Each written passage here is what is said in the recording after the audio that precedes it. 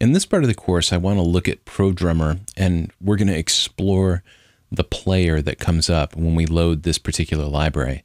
And it's very unique. Nothing in the EastWest libraries has looked quite like this before. One thing that's brand new is our timeline at the bottom here. This is going to be a place where we can actually load grooves in and have them play along with whatever song we happen to be playing within our DAW. Up top, we see all the different drums that are being used in this current kit that's been loaded.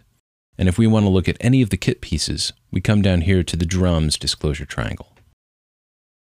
So we can see it's mostly a Ludwig kit, and I've got a maple and mahogany snare. That's cool.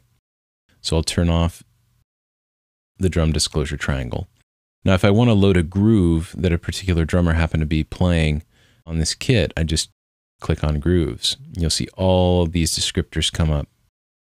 And of course, the groove that they play will automatically match whatever tempo we happen to have going on in our session. And we'll be looking at the grooves in a little bit. So you can play any of the drums or cymbals just by clicking on them. And down below we have transport controls for our timeline area. If we want to sync to host, there is a sync to host button. That way when I hit play in Logic, it'll actually play in the ProDrummer as well if we have a groove loaded. On the right-hand side, we have velocity processing. We get a velocity graph. And then we have some basic editing options on the right-hand side. Now, if we want to swap out a drum, we click on the drums disclosure triangle. And there's little tiny disclosure triangles on each drum. If you click on them and then click any of these variations, we can load the variation in. If you want to stack your variations, you just hold Control and that'll load in and create a stacked instrument.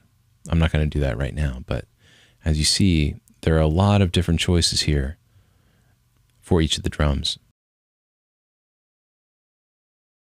So that's the basics of the layout of the player. I mean, it's not that it's very, very complicated, but it has given us a completely different sort of player view that we've never seen before in EastWest, and it's really tailored for the ProDrummer.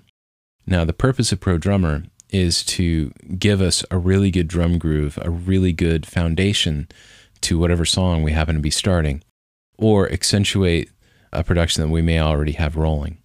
So I'd like to explore the grooves and show how we incorporate the grooves into the timeline at the bottom of this Play Engine player.